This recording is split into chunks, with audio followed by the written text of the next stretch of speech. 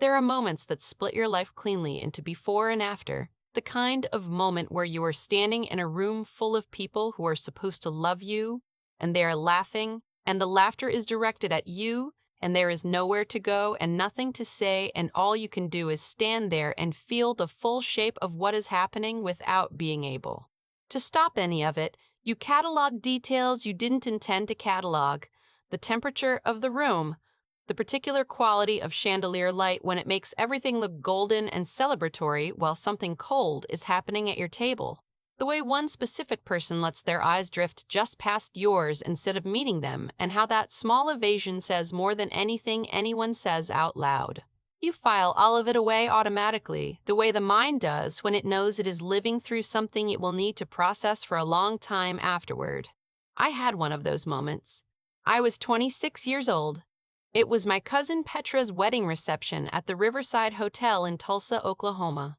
There were 112 people in that ballroom. I know the number precisely because I had helped build the seating chart 3 weeks before the wedding, during a long, easy weekend at my aunt's house, moving names around on a spreadsheet while Petra second-guessed her centerpiece choices, and we ate Thai takeout on the living room floor.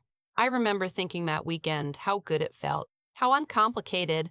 3 weeks later, I was sitting inside that same family while my uncle dismantled the evening one comment at a time, and by the time the dessert course arrived, the truth had come into the room in a way nobody at that table had anticipated or planned for.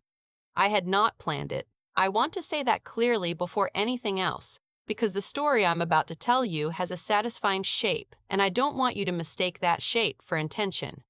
What happened was not a move I had been holding in reserve. It was not strategy. It was the truth deciding that the moment had arrived, which it tends to do on its own schedule without consulting anyone about the timing or the consequences. My name is Sloan Mercer. I'm 32 years old. I'm a landscape architect based in Denver, Colorado. I have a house with a garden I have been designing and building deliberately for 2 years, the kind of garden that has a reason for every decision in it. I have a dog named Huxley who is 7 years old and has the physical energy of a dog who has been told he is much younger than he is and has decided to believe it. I have a career I have built without shortcuts, friendships I have maintained across distance and change, a life that is genuinely mine in the way that lives are yours when you've had to construct them without assuming anyone else would do it for you. I want to say all of this before anything else, right at the top, because the story moves through some genuinely difficult places, and I want you to know where I ended up. I ended up here. More than okay. But the road from that ballroom to this garden was longer and harder than it needed to be, and the people who made it harder were the ones who were supposed to make it easier. So let me take you back. All the way back, because without the full context, the wedding night is just a scene, and a scene without its history is just noise. I grew up in Tulsa, Oklahoma in a large extended family centered on my mother's side. My mother, Lynn, is one of 4 siblings. Her brother, Daniel, is the kind of man who exists at the center of every room he enters without appearing to try, not because he is always the most intelligent person present or even the most accomplished, though he would tell you he is both, but because he has spent 50-something years operating. As though his perception of events is the correct one and everyone else's is a first draft that he hasn't read yet. This kind of sustained, unexamined confidence has a gravitational pull that most people don't realize they're responding to until they're well inside it. He makes the toasts at family gatherings, whether he's been asked or not. He tells the stories. He controls, through some social alchemy I spent years studying without fully cracking, what the room finds funny and what it takes seriously, whose accomplishments are acknowledged and whose are received with polite, brief interest before the conversation moves on. His approval functions like currency in this family. His disapproval has a cost that everyone can feel even when no one names it. I want to be careful about how I describe him, because I'd had years to think about it and I don't want to collapse him into a simple version. He is genuinely charming, often. He is good at occasions that reward performance, weddings and funerals and holiday dinners where he knows how to fill a room and make it feel like something is happening. He can be warm in ways that feel real, because sometimes they are, but he is also capable of a particular kind of cruelty that has been refined over decades into something that looks like candor, the casual character assessment delivered as common knowledge, the joke that is not quite a joke, the observation offered in the tone of someone who has simply noticed what everyone else already knew and is generous enough to say it out loud. My mother's sister Renata is Daniel's most reliable echo. She is warm on her own terms and genuinely lovely in low-stakes situations, but she has the quality, developed over many years in his orbit, of sensing the direction the group is moving and moving with it, consistently, without any visible internal process of checking whether the direction is correct. She is not malicious. She is, I think, simply someone who has never cultivated the habit of dissent, at least not in the presence of Daniel. Then there is Carol, the youngest of the four, the quietest, the sharpest. She sits at the outside edge of the family orbit at gatherings and watches it with an expression I spent years misreading as disinterest. Before I understood, it was careful, ongoing evaluation. I always liked her best, though for a long time I couldn't have explained why. Now I can. Carol is the one in this family who looks at what is actually happening rather than what the group has agreed to say is happening. This is rarer than it sounds. My mother Lynn sits in the middle of the sibling hierarchy, not the loudest and not the quietest. She's capable of genuine warmth, the consistent, reliable kind that shows up in small moments without needing an audience. She is also capable, under certain conditions and pressures, of going along with things she would not choose if she were operating independently of Daniel's gravity, because the cost of public disagreement with him in this family has always been real and nobody has wanted to pay it. I say this not to condemn her. I say it because it is true and because understanding it is part of understanding the whole story. We were, on the surface and from the inside for most of my childhood, a genuinely close family. Sunday dinners that ran 2 hours over their intended end time, Christmas gatherings that required rented tables and produced food enough for a second event 2 days later, birthdays that had their own accumulated traditions and running jokes. I have photographs of all the cousins in matching Christmas pajamas spanning nearly 20 years, and for most of those years I would have looked at those photographs and felt only warmth. I would have said this family was my foundation, my constant thing. I would have been describing something more fragile than I knew. Those years away in Colorado were the first time I understood what it felt like to be evaluated on my actual merits rather than on a pre-existing family narrative. My professors didn't know anything about Daniel or about Tulsa or about the version of me that had been decided upon before I arrived. They knew the work I turned in. They knew the questions I asked in studio. They knew how I defended my design decisions and crits, whether my reasoning was sound, whether my eye was developing, whether I was showing up prepared. It was clarifying in a way I hadn't expected. Not comfortable, not always, because being evaluated honestly is harder in some ways than being evaluated through the warm and distorted lens of family feeling, but clarifying. I learned in those 4 years that I was more capable than the family narrative had been suggesting, and that the family narrative was less accurate than I had been assuming. There is a specific childhood memory I come back to more than others when I think about how the dynamic worked. I was 9 or 10, and we were at a big family Christmas gathering at my grandmother's house. Brianna, Daniel's oldest, had just gotten a lead part in her school play, which was genuinely exciting and genuinely worth celebrating. The celebration went on for most of the evening, which was fine. What was not fine was that earlier that same week, I had placed second in a regional math competition, which I had been preparing for 3 months, and my mother had mentioned it at the beginning of the evening, and Daniel had said, "Math," with a quick smile, and immediately pivoted back to Brianna's news. I don't tell that story to establish that math competitions are as important as lead roles in school plays. They're not. I tell it because it is so small, so individually dismissible, so easy to explain away as just the natural enthusiasm of a proud father in the moment.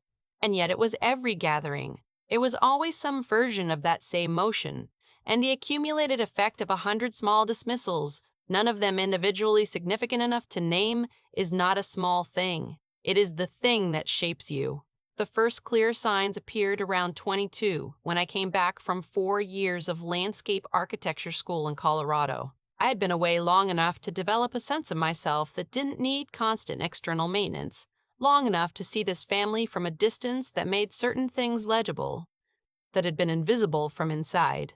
The way Daniel's approval worked as currency and people managed their behavior accordingly, The way Renata confirmed his version of events is a reflex, the way my mother went along with things she would privately question because the cost of public disagreement was real, and the way I had been assigned, through a process I've never fully mapped. The role of the family member whose choices were discussable, whose career path could be found impractical, whose life could be gestured at as a cautionary example without it costing anyone anything because I hadn't built up enough credit in Daniel's ledger for using me to feel risky. This was not obvious or cartoonish. It was the difference between being truly seen and being observed and filed. It was differential in whose version of events got accepted, whose accomplishments were amplified, who got the open face versus the polite brief interest. I felt it for years before I had language for it, and the absence of language made me doubt whether I was perceiving it correctly, which is exactly what that kind of thing depends on. Petra's wedding happened in June, on a Saturday that was warm enough for the garden photos to be genuinely beautiful and not merely optimistic. Petra is Daniel's daughter, 2 years older than me, one of my genuinely favorite people in the extended family. We have been close as children in the particular uncomplicated way that cousins become close when they see each other frequently enough to build actual shared history, and we had stayed in comfortable contact as adults across different cities and different lives. She asked me to do a reading at the ceremony. I drove from Denver 3 days early to help with last-minute logistics, to be the kind of cousin who shows up before she needs to, rather than just on the day itself. I gave the reading well. I cried at the vows in the good way, the way that means the moment is actually reaching you rather than just happening in your vicinity. I was completely and sincerely happy for her and for her husband, and I want to name that clearly before I describe the reception, because the wedding itself was genuinely beautiful, and Petra deserved every moment of it exactly as it was. The reception was at the hotel ballroom. Round tables, elaborate centerpieces, the whole production done properly. I was seated with my immediate family, my parents, Daniel and Renata and their spouses, and a cluster of older cousins. A good table on paper. People I had shared hundreds of meals with across my entire life. Dinner went normally at first. I had a glass of wine and talked to my mother about her garden, which I have been advising her on professionally for several years now, and which has become something genuinely worth visiting. I talked to my older cousin Marcus about his children, his daughter's growing obsession with competitive swimming, his son's recent discovery of chess. The speeches happened. Daniel gave one, as he always does at family occasions, whether or not he has been asked, and it ran long and was self-congratulatory in the way his speeches always are. But it was funny in 2 places, and I laughed at both of them because they genuinely were. Then my father made his mistake. My father, Robert, is a civil attorney. He is careful and precise in professional contexts, and somewhat less so at family dinners after 2 glasses of wine, when the editorial function that governs what he says out loud tends to loosen. He was telling the table a story about a professional situation I had navigated earlier that year. A difficult project, a difficult client. The kind of situation that requires months of patient management before it resolves. He was telling this story secondhand, from fragments I had mentioned in passing, and he got significant portions of it wrong. The wrong portions made me sound passive and indecisive, like someone who had fumbled an ongoing situation rather than managed a complicated human dynamic carefully over time. He left out the resolution entirely. He told the middle of the story as though it was the complete one. I corrected him, lightly, the way you correct family at a table in public, with a smile and the minimal intervention necessary to get the record straight. I gave the story its actual ending, which was a good one. Daniel laughed. Not at the story. At me. Specifically at the act of having made the correction. There she is, he said. Can't let anything go. Has to be right every time. Several people at the table laughed. Not because the observation was accurate or particularly funny, but because Daniel had indicated laughter was appropriate. And this table had been operating on Daniel's indications for 30 years. My mother smiled in the careful, contained way she has when she doesn't know what else to do with her face. My father found his wine glass very interesting for a moment. I let it go. I turned to Marcus and asked about the swimming, and we talked about it for several minutes, and I told myself it was one comment, and it was Petra's night, and I was not going to become a problem at my cousin's wedding reception. But Daniel came back to me 4 more times over the next 40 minutes. Small things, each one individually deniable. each one landing in the same exact location. A remark about my truck, a reference to me being particular, said with the specific smile that means something considerably less flattering than the word chosen. When someone at the table asked what I'd been working on, and I described the public park project I'd been designing for 18 months, a real project involving real design and engineering and community engagement and months of careful problem solving, Daniel said one word in response: landscaping, with a pause before it that turned something real into something quaint.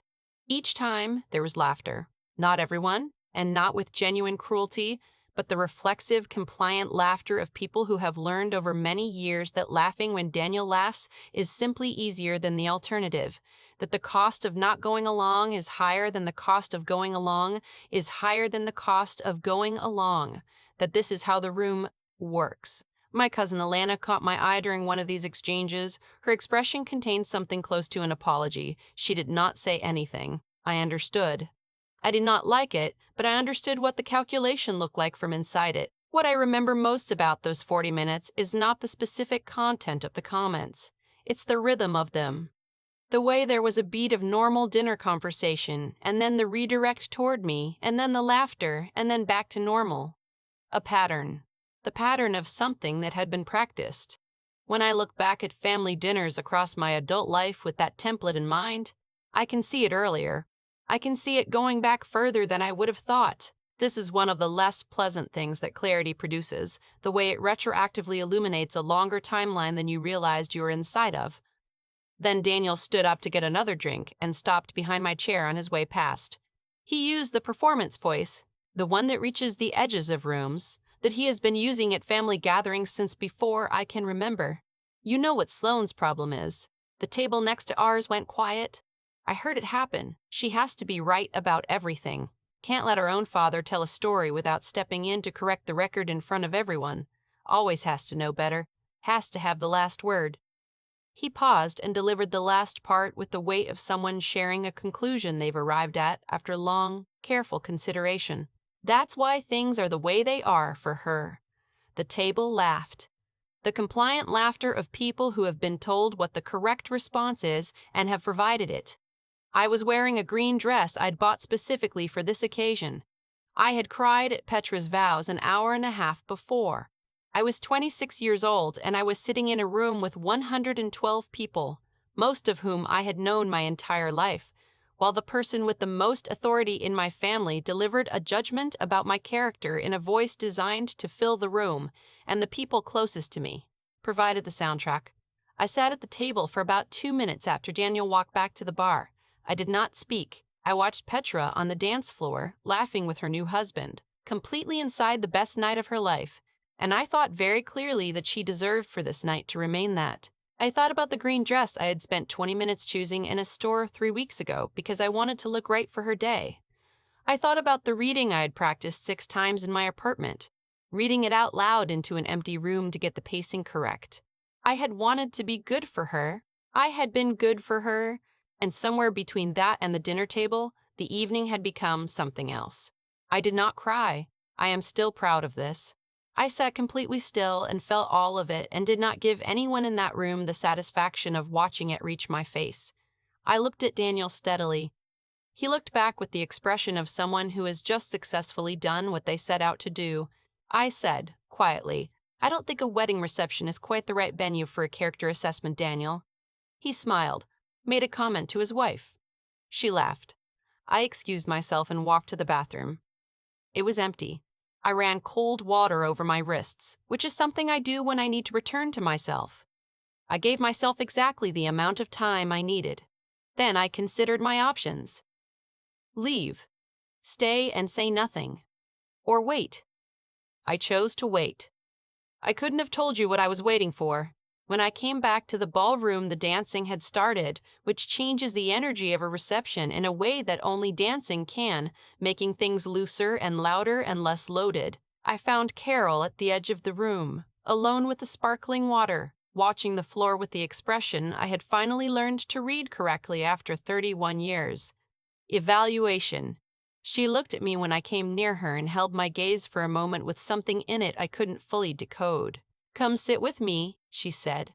We found a small table at the back where the music was loud enough that we had to lean close to be heard, which also meant nobody near us could hear what we were saying. "I've been deciding for 6 months whether to tell you something," she said. "I keep deciding it's not my place, and then tonight happened, and I've changed my position." She told me that Daniel had been in a serious professional situation earlier in the year. He was a commercial real estate developer, and one of his major projects had gone significantly sideways. Not the ordinary complications of development work, which someone with his experience handles routinely. Significantly sideways in the way that involves attorneys and documentation errors and a financial picture that was harder to account for than it needed to be. The kind of situation that carries a different weight if it becomes visible. It had been quietly resolved, not by Daniel himself, by my father, who is a civil attorney who had spent the better part of 3 months doing substantial legal work on Daniel's behalf at a rate that considerably undervalued what the work was actually worth, as a family favor, because Daniel had asked him and because my father does not abandon people he loves. My father had not told me because he does not discuss client matters and because Daniel had specifically requested discretion and because my father is, in his fundamental character, someone who keeps other people's confidences even when doing so, creates situations that are unfair to people he also loves. Carol knew the full version because Daniel had called her first, before he decided who he wanted to handle it. She had heard everything before any managed version existed. She also told me that during the months my father was doing this work, Daniel had been circulating a version of my professional situation through the family. The difficult project. The difficult client. He had been telling people I had failed on it, lost the contract, embarrassed myself professionally in a way that he presented as entirely consistent with my general tendency to think I knew better than everyone around me and eventually pay for it. He had been telling this story to relatives for months, at gatherings, in phone calls, in the casual tone of someone sharing something they're not making a particular point of, just mentioning, just keeping everyone informed. None of it was true. The project was ongoing and progressing well. The difficult period had resolved through patient negotiation. There were signed documents and emails and a deliverable timeline and a client who was satisfied. There was an outcome that was objectively good. I had not failed anything. Daniel had been telling a fiction about my professional life for months to my relatives, while simultaneously accepting my father's help to manage a situation in his own professional life that was considerably more serious than anything he had been attributing to me. People who are managing their own disasters often need someone nearby to be failing, Carol said. It makes the scale of their own situation feel smaller. It gives the people around them somewhere else to look. I sat with this for a full minute without speaking.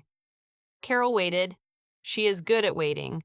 Then I said thank you, and I meant it in the complete way rather than the social way. I still mean it 6 years later. I went back to the table. Daniel was there. My parents were there. Petra was dancing somewhere near the center of the floor, laughing with her husband, completely and rightfully inside her own night. I held what Carol had told me, and I did not move. Not because I was being strategic, because this was Petra's wedding and she had done nothing to me, and I was not going to let her night be defined by her father's reckoning.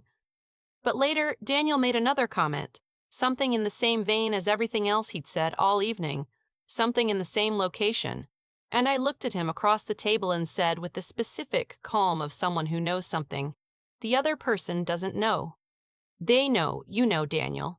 It's interesting how much you have to say about other people's professional judgment, given what my father spent the last 3 months sorting out for you." The table went silent. Not the pause before laughter, the silence of complete recalibration, the silence of a room shifting. Daniel's face moved through surprise, then calculation, then the rearrangement of features that happens when someone realizes the room they thought they were standing in is not the room they are actually standing in. My father looked up from his plate. I could see him understand immediately. My mother looked between us. I said nothing more. I did not need to. One sentence had done what it needed to do. It had not explained or accused or performed. It had simply indicated, clearly, that the ledger looked different than it had appeared all evening, that the person who had been sitting in judgment had a file of his own. Daniel changed the subject, made a joke that landed flat. He went to the bar. He did not make another comment about me for the rest of the night. The absence of the comments was louder than the comments had been. In the elevator back to the rooms, my mother said quietly, "What did Carol tell you?" I told her everything. My father listened without speaking, which is his way when something is landing harder than he intends to show. When I finished, my mother's face had settled into something complicated that stayed there. We had more real conversations in the weeks after the wedding than we had had in years. My mother told me she had heard some version of Daniel's story about my project months earlier and had not questioned it. She said she had told herself it wasn't her place, and she understood, hearing herself say it, that it was not good enough. I told her I needed her to come to me directly when she heard something about me that concerned her, before accepting someone else's account as the authoritative one. I said it once, clearly, without anger. She heard it. My father told me he should have told me what he was managing for Daniel. He said professional discretion had overridden his judgment, as my father, and he was sorry. I told him I understood the difference between what he had done wrong and what Daniel had done wrong, and I was not going to conflate them. He nodded. We moved on from that conversation in the real way, which means we acknowledged it fully, and then actually moved.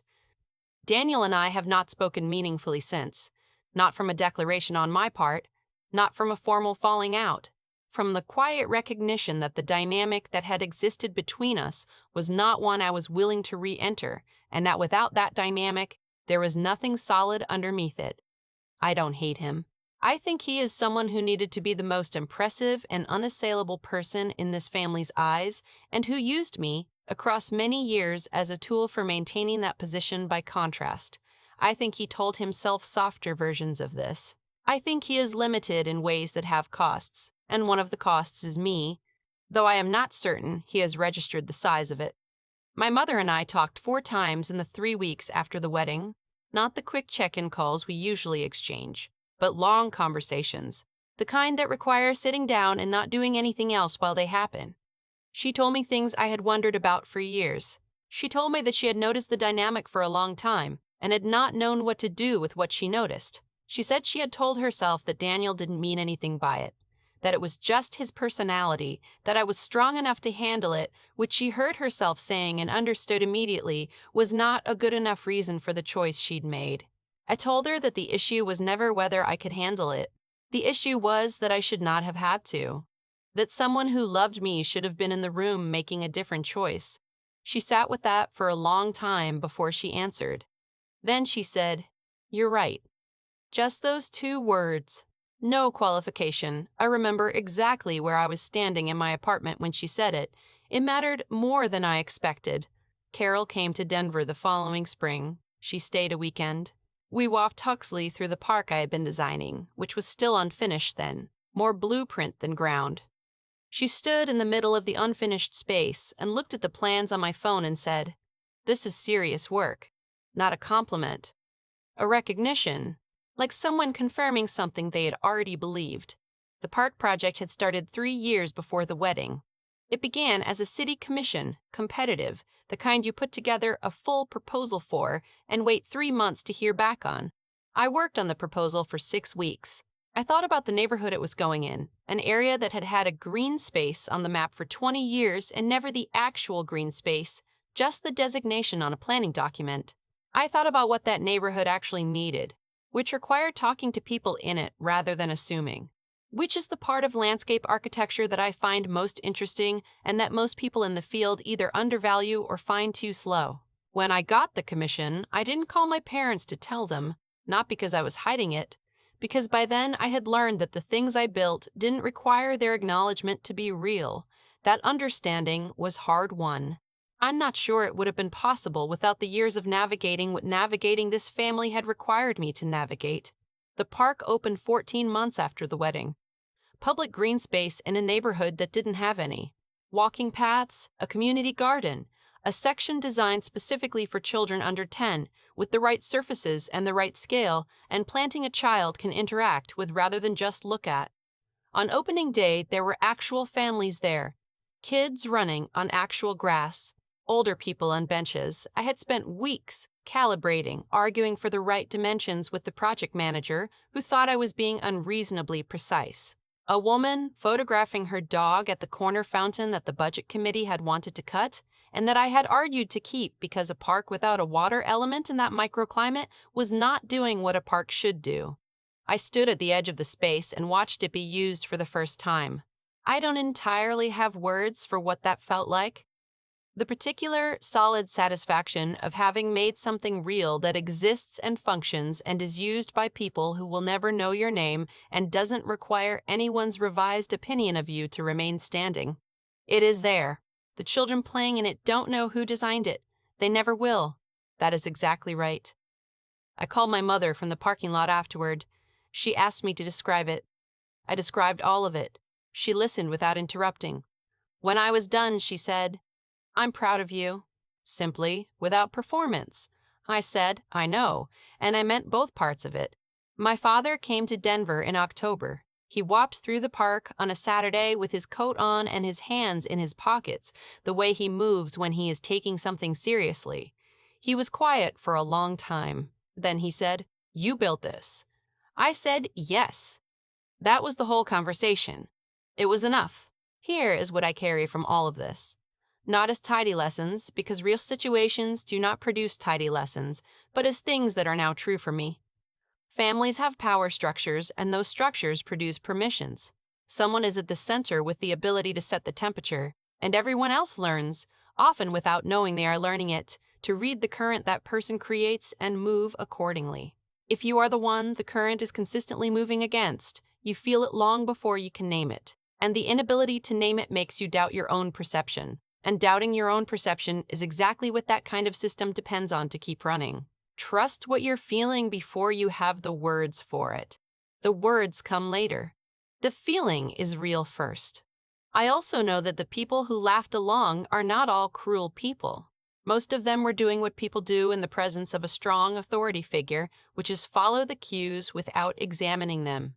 Because examining them costs something and going along does not. At least not immediately and not visibly. This doesn't excuse it. It means I can see my relatives clearly without collapsing them into simple villains, can hold the truth of what happened and the more complicated truth of who they are as separate things that are both real. And I know, which is maybe the most important thing of all, other people's narratives about you are not your biography. Daniel told a story about me for months. He told it with authority in the voice of someone whose judgment this family trusted. People accepted it, and not one word of it reflected what was actually true. The story existed entirely in the telling. When the telling stopped, it had nothing to stand on. You cannot control what is said about you in the rooms you're not in. You can only be who you actually are, so completely and so consistently that the truth of it eventually outweighs the fiction. This is slow. It requires patience. I don't always naturally have. But it is the only thing that actually works, in the long run, in the real world, in the life you are actually living, rather than the one someone else's narrative has assigned to you. Huxley is asleep at my feet right now. The garden outside is in its spring phase, showing me things I planted months ago that are just now becoming what they were always going to be. I don't speak to Daniel. I do speak to Carol, who texts me about books and plants and sends me articles about landscape architecture she thinks I'll find interesting, which is its own kind of love. Petra and I still talk regularly. She apologized the summer after the wedding for not stepping in during dinner, for not using the social capital she had that night to say something when it was happening. I told her honestly that I did not expect her to manage her father at her own wedding and that she owed me nothing, and I meant both things completely. She is still one of my favorite people. I don't think that will change. If you have a Daniel in your family, you already know what I mean by all of this.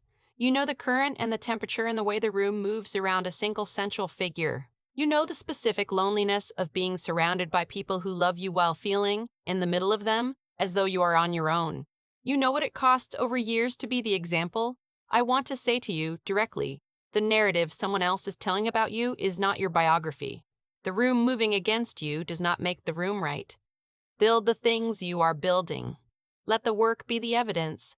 Stay grounded in what is actually true about you, and wait, not with bitterness and not passively, but with the patience of someone who knows what is real.